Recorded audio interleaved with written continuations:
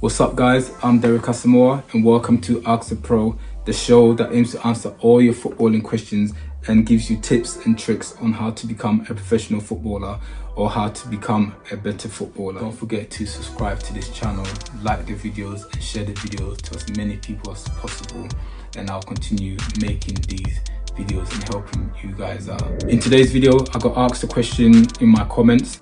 How do I become more intelligent on the pitch? How do I make better decisions on the pitch?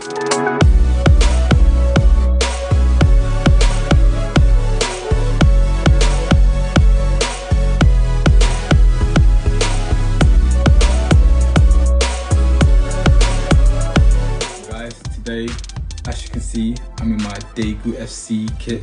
This was a team in South Korea that I played for a season. It's got my name at the back, but it's written in Korea. And got the number 10 shirt. I don't know if you can see it. Number 10 shirt. That's the number I played up in Korea, and it was a very, very good club. Enjoyed it very much, and yeah. So let's get into today's video. Just want to ask you, how do you become more intelligent player and improve your decision making in the game? It's obviously important to train the physical side of your game, but what about the mental side? Okay, so thank you very much for that question. That's a very good question, and what the question is basically asking is, how do I become more intelligent on the pitch? How do I make better decisions on the pitch? And football is all about decision making. If you want to be a great player, you need to make the right decisions at the right time. You need to think fast and make sure that you know exactly what you're doing on that pitch. So guys, I'm going to give you my 5 tips on how to improve your decision making on the pitch.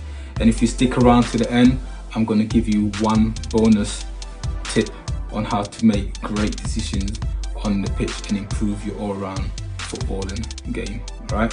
So guys, my first tip is get enough rest.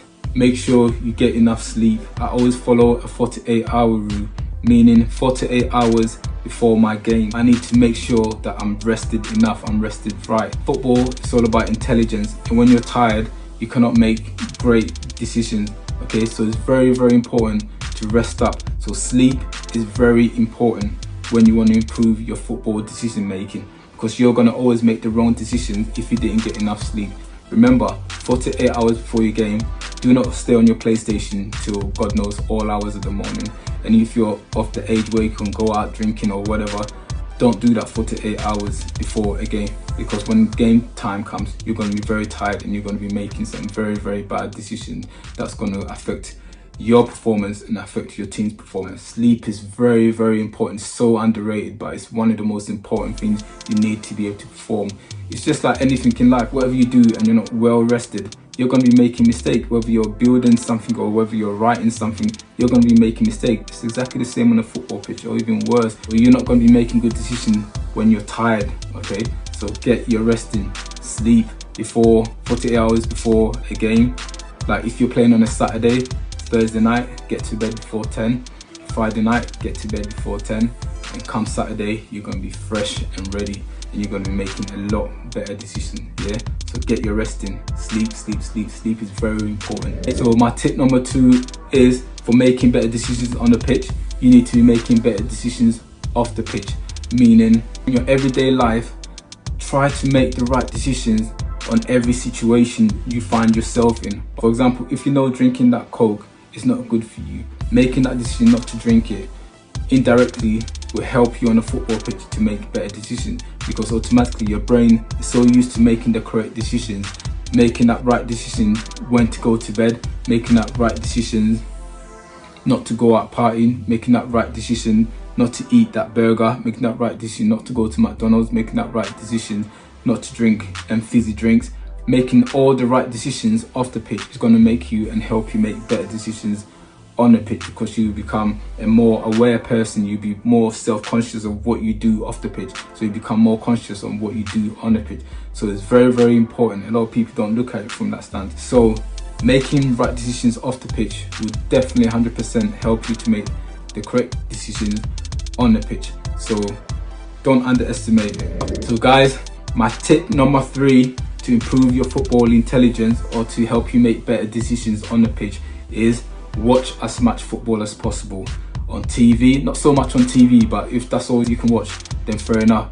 But my advice is to go out to watch as much games as possible and as many games as possible. Go and watch your local team. If you get access to going to the stadium to watch professional football, make sure you do, and watch as much football as possible, because while watching football you'll be able to see what the players do, how the players interact, how the players make decisions. You will learn a lot, not watching where the ball is, but watching players off the ball. Watch how they interact, watch how they position themselves on the pitch. Watch the people in your position, watch them not just on the ball, watch them off the ball. So just go out of your way, go to the stadium, take a notepad or even your phone and make notes of, if you're a right winger, watch the right winger. If you're a left winger, same. If you're a defender, exactly the same. Take pen and paper or on your phone and jot down all the things they do well off the ball and all the things they do well on the ball, and this will help you immensely on making better decisions on the pitch. Learn their good habits and learn what they don't do so well so that you can improve it as well. So guys, my 3rd tip is to go out there and watch as much football as possible, and trust me, this will help you with your decision making 100%. So guys, my 4th tip that I'm going to give you to help you make better decisions on the pitch, which helped me make better decisions on the pitch, is make sure that you are on top of your fitness. Because if you're not fit, if you're very tired, you get tired easily. If you make 2 or 3 runs and you're tired, you are not going to make great decisions because you're tired, your mind's tired, your body's tired. Even if you wanted to, even if you had the right idea in your mind, the right pass in your mind, if you're too tired, you're not going to be able to make the pass, or you're going to try and make the pass and it's going to get cut out, or it's going to go somewhere else. So it's very important to be very fit. Work on your fitness, yeah, because in football you can see how many last minute goals go in, how many mistakes have been made in the last 10-15 minutes of games because players get tired. Guys, make sure you work on your fitness, because a fit player will always make better decisions than an unfit player. When your body's tired, your mind becomes tired, so automatically the decision making becomes bad. Make sure you keep on top of your fitness and make sure you put in the work to get your fitness up here, because the fit player is the smart player.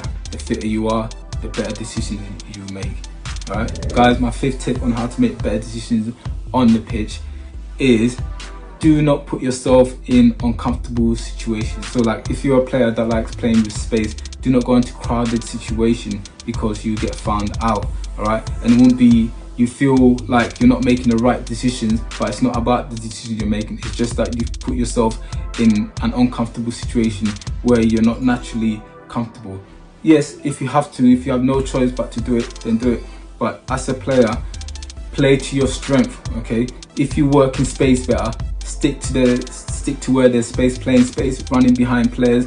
Don't come show for the ball. Okay, because when you get it, then you become unstuck and thinking, oh, I keep giving the ball away. It's not because you're making the wrong decision, it's just because you're not comfortable playing that way. So if you're a fast player and you like the ball played in behind, yes, 100% play that way. Say to your midfielders, if I run and show for the ball, don't pass it to me. I'm only coming forward just to make space in behind to spin into or whatever. Okay, make sure you communicate with your team and tell them how you play. The worst thing you can do is put yourself in a situation where you feel really uncomfortable, and it will make you look like a bad player and it'll make you look like you're making bad decisions when in fact you're just not comfortable playing in that position you put yourself in. For example, just like myself, when I was playing, I didn't like going into a situation where it's overcrowded. I didn't like playing in tight spaces. I did alright, I was alright at it. It wasn't my main attribute. Okay, my main attribute was pace and playing in behind players, okay, and using the space around the pitch. So I stuck to what I was good at. I didn't come into midfield too often and try and play because that's not my strength. And a lot of the time, half the time, I probably might give the ball away or make a bad decision. Okay, so I stick to what I'm comfortable at doing. I hold my position. Okay, sometimes I'll go a few minutes without touching the ball, but I hold my position and bide my time and make the right choices, make the right run, so that when I do get the ball, I'm not against the defenders, I'm facing the defenders and I'm taking them on where I'm confident I'm making the right decisions, because I can make the decision whether to go past them or whether to play a 1-2 or whatever. But if I got my back to goal, it's a lot harder for me to make an impact on the game. So guys, do not put yourself in uncomfortable situations. Jamie Vardy does it very well. He's never ever standing next to a defender. He's always in between defenders, and he's always trying to get in behind the players, because that's what he's good at. He's not putting himself in an uncomfortable situation by going into midfield, doing this, doing that. Honestly, all he knows is if the ball goes in behind him, he's favourite for it and he's going to get there first. And that's great decision making. Alright, indirectly he's made the decision without making the decision, because he's playing to his strength. Alright, so guys, thank you if you stuck around long enough. I did promise you that I was going to give you a bonus tip that might change the way you play football and make you look $1 million while doing it. I don't know what to call it. I'm going to try and explain it to you, and it's basically, I want you to have 3 or 4 emergency moves that you can always use. 3 or 4 emergency, just make up 3 or 4 scenarios that might be possible on the pitch, that will happen on the pitch. Yeah, 3 or 4 scenarios, and have an escape route for it. A lot of the time bad decisions are made when you haven't thought about what you're going to do with the ball before you receive the ball. Alright, so it's very, very important to think about your next step before you receive the ball.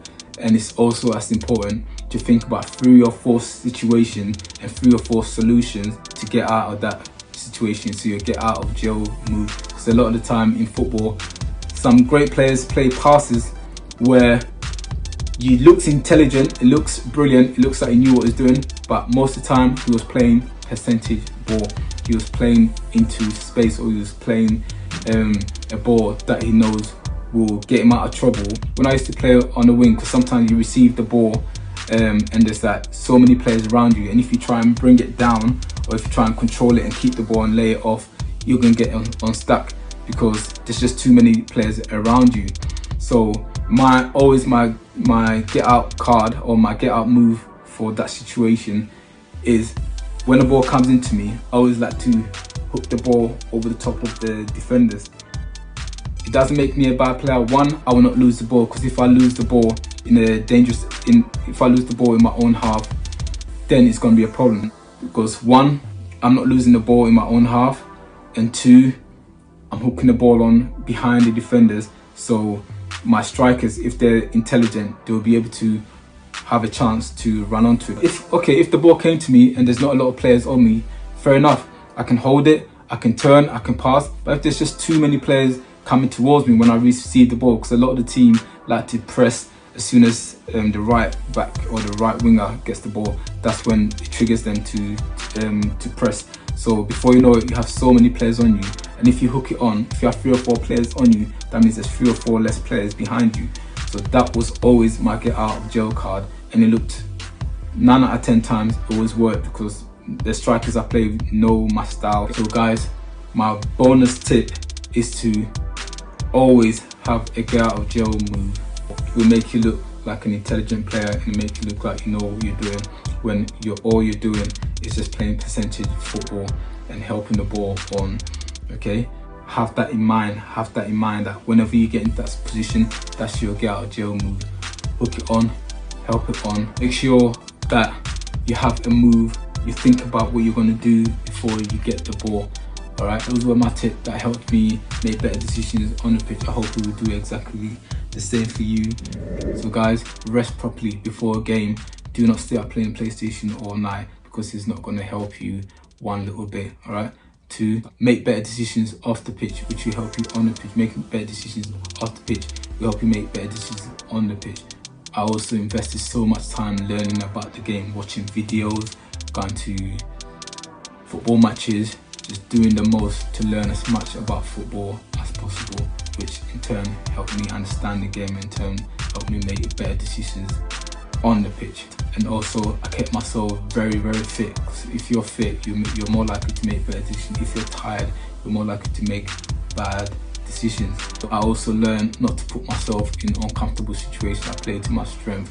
I did what I was good at and left the rest that I wasn't good at to people that are good at that. Okay. okay, that's why it's a team game. Everybody's good at something. That's why together you become a team. So I learned not to put myself in a situation where I was uncomfortable. I did what I was good at, and in turn made me look like I was making better decisions. I gave you the bonus one.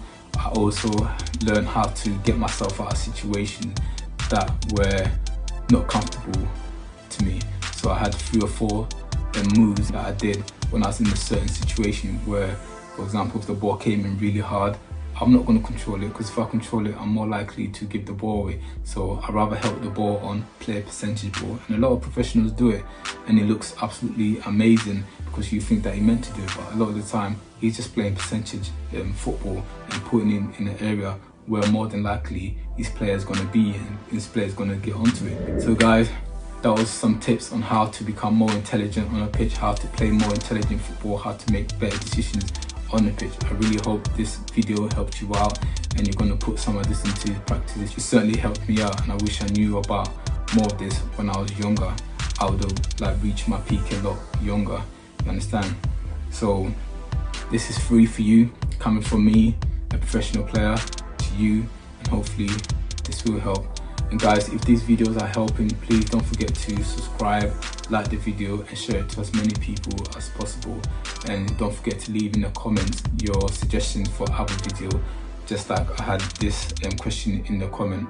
I was going to answer it in the comment, but I thought it was such a good question that I'm going to make a video about it so that I can share it to everyone else who has a similar question in mind. So keep those questions coming in. Thank you very much, and I will see you guys in the next video.